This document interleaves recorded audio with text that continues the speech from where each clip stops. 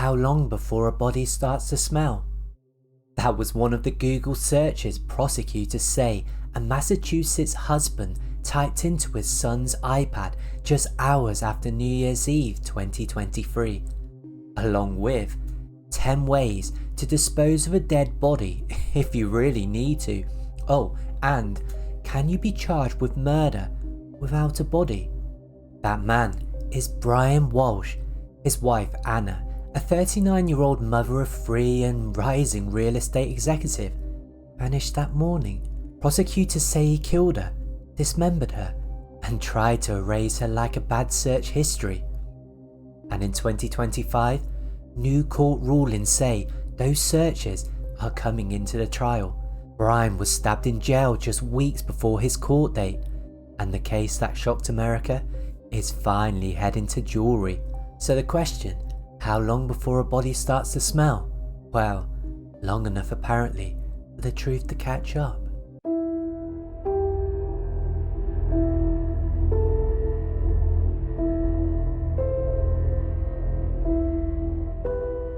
For those just joining this absolute shit show of a case, let me catch you up on what happened to Anna Walshe, because this story has more twists than a DNA helix. So who was Anna? Anna Walshe was living the American dream with a Serbian accent, 39 years old, a mother to 3 young boys, and a successful real estate executive for Tishman Speyer based in Washington DC. She split her time between her job in the capital and her family home in Cohasset, Massachusetts. Her husband Brian, Brian was, let's call him, professionally challenged. By 2023, he was already a convicted federal art fraudster under home confinement for swindling a gallery with fake Andy Warhol paintings. So while Anna was closing $1 million deals in DC, Brian, was wearing an ankle bracelet and not being particularly useful. New Year's Eve 2022, the Walshes host a friend for dinner at their Cohasset home. Normal evening, some wine, the usual see you next year pleasantries. The friend leaves around 1 AM, says Anna seems perfectly fine. Just a regular New Year's Eve celebration for a family just trying to make things work. January the 1st, 2003, the last morning.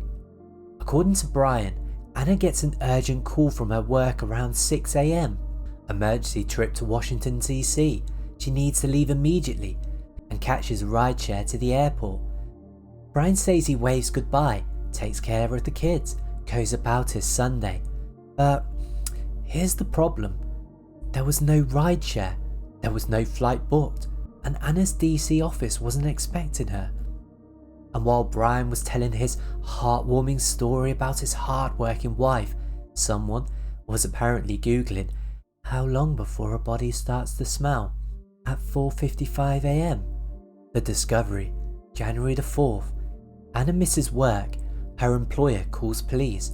Brian also reports her missing that same day. Suddenly, he's very concerned about his wife, who he claims left for a business trip 3 days earlier.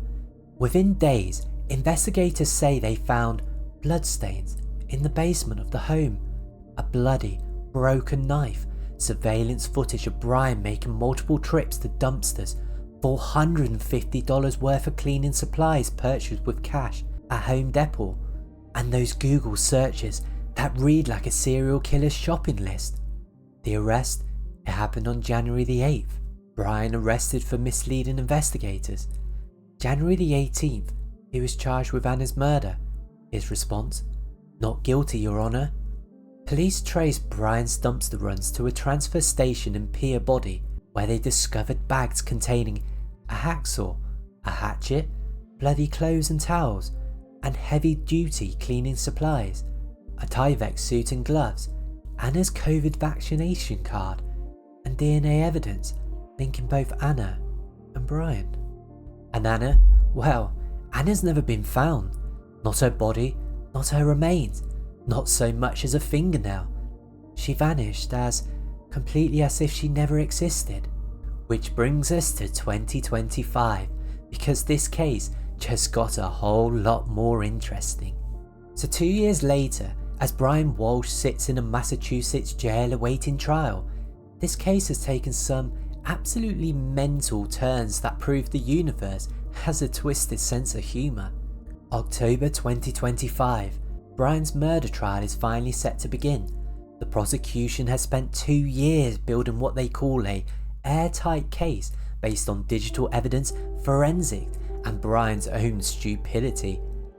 The defence, well, they've been fighting tooth and nail to keep those Google searches away from the jury, claiming they're prejudicial, that they can't prove who made them, that Brian's constitutional rights are being violated. Well, I've got some bad news for Brian's legal team. The courts have spoken, and those searches are coming in. All of them. Every last how to dismember and best hacksaw queries.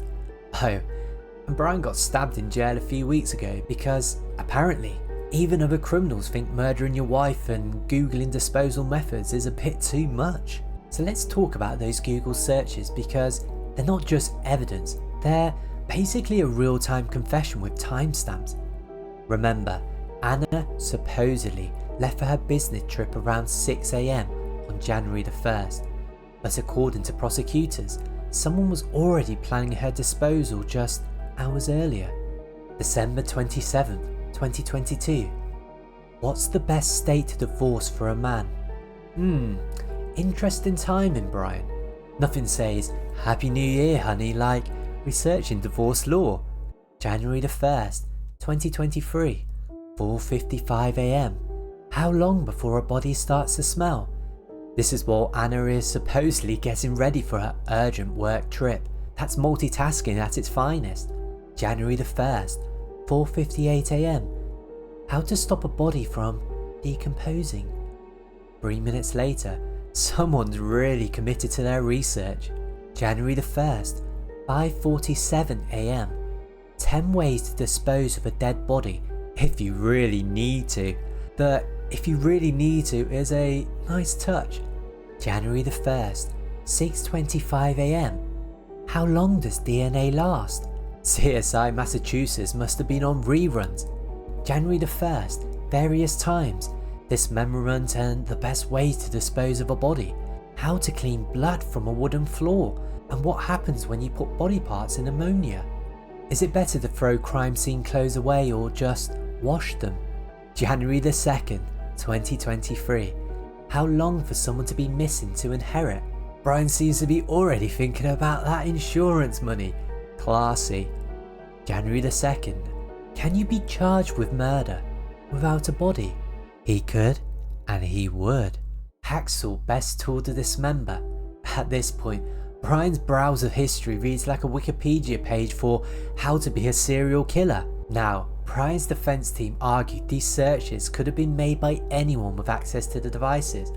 You see, maybe Anna was researching murder techniques for a work project on dismemberment efficiency.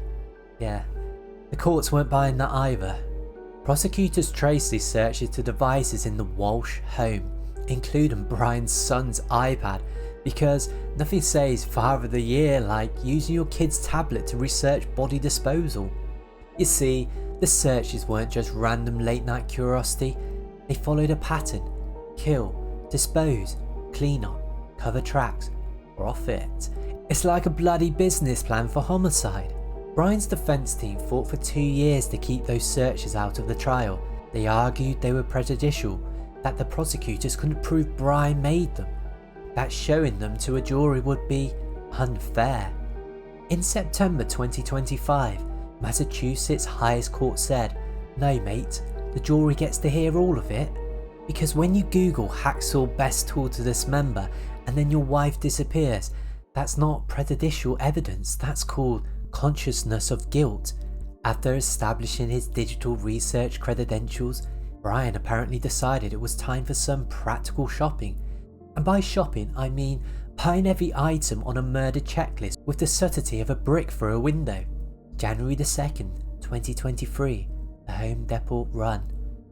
The day after Anna left for her business trip, Brian made a little excursion to a Home Depot in Rockland, Massachusetts.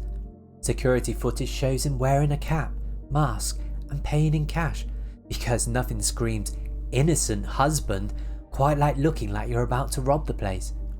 His shopping list reads like a crime scene clean-up tutorial. Industrial mops and buckets, $47. Tarps and drop cloths, $89. Heavy duty tape, $23. Rubber gloves, $15. Cleaning supplies, multiple bottles of bleach, ammonia-based cleaners. Total damage was about $450 in cash. Now, I'm not an expert in home improvement, but when you're buying enough plastic sheeting to wrap a small car and you're paying cash while wearing a disguise, you're probably not planning to repaint the guest bedroom. But wait, there is more. Prosecutors say Brian also hit up a home goods store where he purchased several rugs, because apparently his interior decorating plans required both plastic tarps and stylish floor coverings. Nothing suspicious about buying rugs the day after your wife disappears. Maybe he was just redecorating to celebrate his new bachelor lifestyle. Remember, this is January the 2nd. Anna has been missing for exactly 1 day. Most concerned husbands might be calling hospitals, checking with friends, or filing police reports. Brian? Well, Brian's apparently decided the basement needs a deep clean and some new rugs. Because priorities. Every purchase was made in cash. Brian, who was supposed to be under home confinement and monitoring, somehow had several $100s in cash for emergency shopping trips. This is the same man who was already in legal trouble for art fraud, wearing an ankle monitor and supposedly worried about his missing wife. Yet, he's out making cash purchases like he's buying drugs or, trying to dispose of evidence. The surveillance footage tells its own story. Brian isn't browsing, he's not comparison shopping, he's not asking store employees for advice. He knows exactly what he wants, where to find it, and how to pay for it without creating a paper trail. This man is on a mission. The mission, well, it just happens to involve enough cleaning supplies to sanitize a small hospital and enough plastic sheeting to wrap a body. Now, we've come to the part of Brian's plan that really shows his criminal mastermind credentials, the disposal phase, because apparently, after googling 10 ways to dispose of a dead body, Brian decided the best method was throw everything in the trash and hope for the best. Over several days in early January, surveillance cameras captured Brian making multiple trips to dumpsters across Massachusetts, Swampscott near his mother's condo, Ambleton, various locations around Cohasset. He's making these trips while supposedly under home confinement. His ankle monitor is tracking every movement, and he's choosing to visit dumpsters like they're tourist attractions. Here's where Brian's trash disposal strategy really paid off for the prosecution. Police tracked some of his dumpster deposits to a transfer station in Peabody, where they arrived just in time to prevent incarceration. What did they find in Brian's household waste? Well, a hacksaw. Remember that Google search? A hatchet, both with what prosecutors say was blood evidence, heavy duty cleaning supplies, multiple bottles of bleach and ammonia based products, industrial gloves, a protective suit like the ones crime scene investigators wear, and personal items like bloody clothes and towels, multiple rugs matching the home goods purchases. But the smoking gun items were the boots and shoes with blood evidence on them, tape matching his Home Depot purchase, and DNA evidence that prosecutors say links to both Anna and Brian. Let me get this straight. Brian googled hacksaw best tool to dismember, and he brought a bunch of cleaning supplies and tarps, then threw away a hacksaw, a hatchet, and bloody clothes. Oh, and his wife's vaccination card. That's not disposing of evidence, that's creating a bloody inventory list for investigators. Prosecutors say DNA testing of items recovered from the trash bag showed genetic material consistent with both Anna and Brian Walshe. Blood on the tools, blood on the clothes, blood on items that had no business being bloody, unless something very bad had happened. Anna's vaccination card, well, this detail still gets me. Out of all the things to throw away, Brian includes Anna's COVID vaccination card. Why? Was he worried she might need it wherever he sent her? Or was it just mixed in everything else he was trying to dispose of? It's the kind of detail that's both heartbreaking and damning. Anna kept her vaccination card because she was a responsible adult who travelled for work. Brian threw it in a trash bag next to a hacksaw because he apparently thought that was a reasonable disposal method. The timing here is crucial. Brian made these dumpster runs between January the 1st and January the 4th, the exact period when Anna was supposedly on her business trip to Washington DC. So, while Anna was allegedly in important meetings, Brian was apparently very busy disposing of tools and bloody clothes that he totally had innocent reasons for possessing. The transfer station workers said they processed thousands of bags every day. If police had arrived even a few hours later, this evidence would have been incinerated and gone forever. Brian came this close to the perfect disposal. Instead, he created an evidence locker's worth of physical proof that something very bad had happened in his house. Now, let's talk about why this case is exploding again in 2025, because the legal developments have been absolutely wild. After years of legal wrangling, Brian Walshe's murder trial is finally set to begin in October the 20th, 2025, which is literally happening in a few weeks as we speak. Multiple delays, countless motions, and enough legal paperwork to fill Anna's real estate office, but we're finally getting to the main event. For the past 2 years, Brian's defense team has been fighting like their lives depend on it to keep certain evidence away from the jury, specifically those Google searches that make their client look like he got his murder techniques from a WikiHow article. Their arguments? The searches are prejudicial and inflammatory. They can't prove that Brian made them. Multiple people had access to the devices. The searches violate Brian's constitutional rights. The court's response in 2025 was, "Nice try, but no." September 2025, the search evidence ruling. Massachusetts Supreme Judicial Court declined to hear Brian's appeal to block the Google search evidence from his trial. Translation: the jury is going to hear every single how to dispose of a dead body query. The prosecution argued these searches are central to proving premeditation and consciousness of guilt. The defense argued they're prejudicial character evidence that will inflame the jury. The court essentially said, if you don't want the jury to hear about your Googling dismemberment techniques, maybe don't Google dismemberment techniques. But here's where it gets spicy.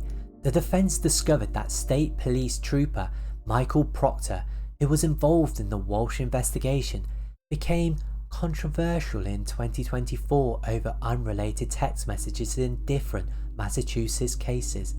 The Karen Reed trial, if you're keeping track of Massachusetts legal drama, Brian's defense team demanded access to Proctor's files, arguing potential bias and misconduct. The court granted limited access to certain materials while keeping others sealed. But here's the thing, even if Proctor's texts were inappropriate in another case, that doesn't make the physical evidence in Brian's case disappear. The hacksaw is still a hacksaw, the DNA is still DNA, and those Google searches, well, they still happened. And then, just to make this case even more bizarre, Brian Walshe was stabbed in Norfolk County Jail in September 2025, just weeks before his murder trial was set to begin. Officials say he was attacked with a makeshift weapon by another inmate and survived. He was treated and returned to custody, and the trial schedule remained intact. So the man who prosecutors say researched how long before a body starts to smell became a victim of jailhouse violence right before his trial for allegedly creating the exact problem. You honestly couldn't script this level of irony. As of October 2025, Brian Walshe remains held without bail and is scheduled for trial on first-degree murder charges. He's pleaded not guilty to all charges, has largely lost his battles to suppress evidence, survived the stabbing and apparently learned nothing about karma.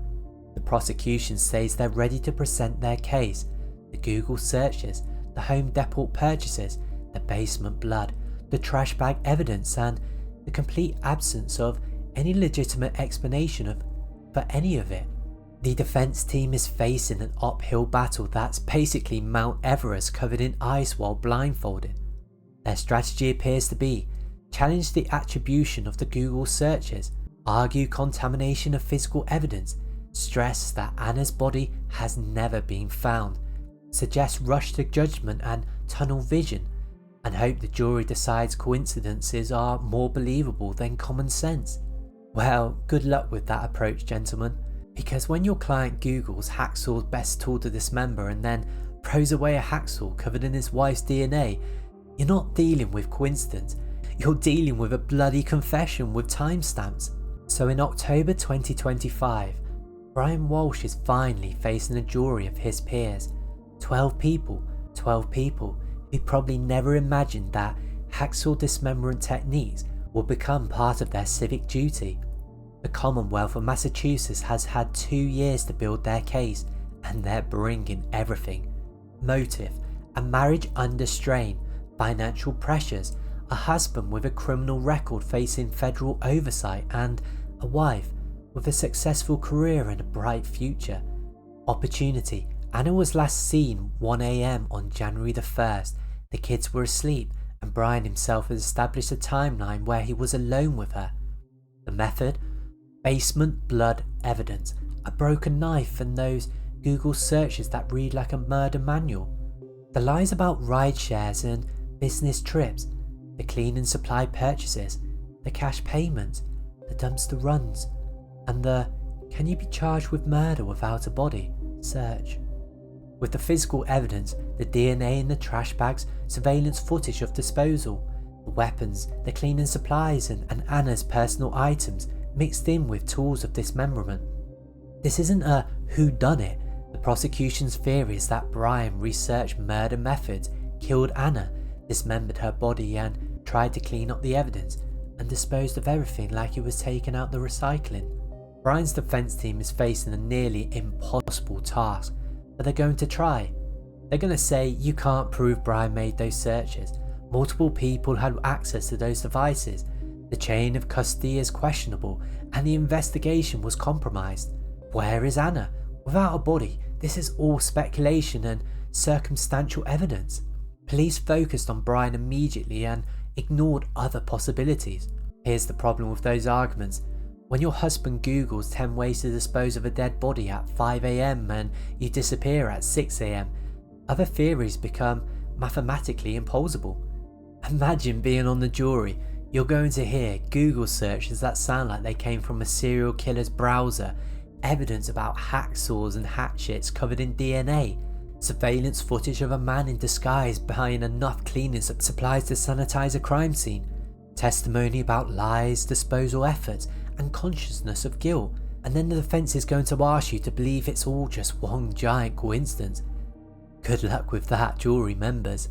Brian Walshe is facing life in prison without the possibility of parole if convicted of first-degree murder. Massachusetts doesn't have the death penalty, so life without parole is the maximum sentence. 3 young boys have already lost their mother. If Brian is convicted, they'll also lose their father to the prison system. The stakes couldn't be higher. But let's not forget while we're here, Anna Walshe was a 39-year-old woman who worked hard, loved her children and had plans for 2023 that didn't include being researched on Google as a disposal problem. She was a successful professional, a devoted mother, and a person whose life had value beyond being a true crime story. She deserves justice and her children deserve answers. As this trial unfolds in real time, there are still questions that may never be answered. Where is Anna? Despite extensive searches, Anna Walshe's body has never been found. Prosecutors believe Brian dismembered and disposed of her remains so thoroughly that recovery is impossible. If Brian is convicted, he could spend the rest of his life in prison while Anna's final resting place remains unknown. Her children may never have a grave to visit, never have that closure. The most baffling aspect of this case isn't the alleged murder, it's the digital documentation. Why would someone Google dismemberment techniques and then not delete the search history? Why create a permanent record of your criminal research? He was a federal fraudster who Apparently 40 could murder his wife with the same attention to detail he used to forge art authentications. This case represents the new reality of criminal justice. Your phone, your computer, your search history can all testify against you. Every click, every query, every purchase creates a digital trail that investigators can follow. Brian thought he was researching murder. He was actually just creating evidence. The trial is expected to last several weeks. Prosecutors will present their evidence methodically. The searches, the purchases, the physical evidence, the lies, the disposal attempts. The defence of course will challenge what they can and hope for reasonable doubt where they can't. But 12 people will decide whether how long before a body starts to smell was curiosity or consciousness of guilt. Whether the hacksaw in the trash was a coincidence or a confession. Brian Walshe has maintained his innocence for nearly 2 years. He claimed he didn't kill Anna, didn't make those searches, didn't dispose of evidence. Maybe the jury will believe him. Maybe they'll decide that the mountain of evidence is just extraordinary series of coincidences. Or maybe they'll conclude that when someone Googles hacksaw best tool to dismember and then their spouse disappears, followed by the discovery of a hacksaw covered in DNA evidence in their trash, well, that's not a coincidence, that's just murder with poor planning. Anna Walshe should be 41 years old right now. She should be closing real estate deals, raising her 3 boys and living the life she worked so hard to build. Instead, she's a missing person whose husband is on trial for murder, whose children are growing up without her, whose story has become a cautionary tale about digital evidence and domestic violence. How long before a body starts to smell? Well, long enough for justice to find its way to a courtroom apparently, even if the body never does. Brian Walshe's murder trial is ongoing in Norfolk Superior Court, Massachusetts. He has pleaded not guilty and is presumed innocent until proven guilty. Anna Walshe remains missing. If you want to follow this trial as it happens and see more cases where Google search becomes evidence, make sure to subscribe. And maybe think twice before researching dismemberment techniques on your family iPad. Just saying.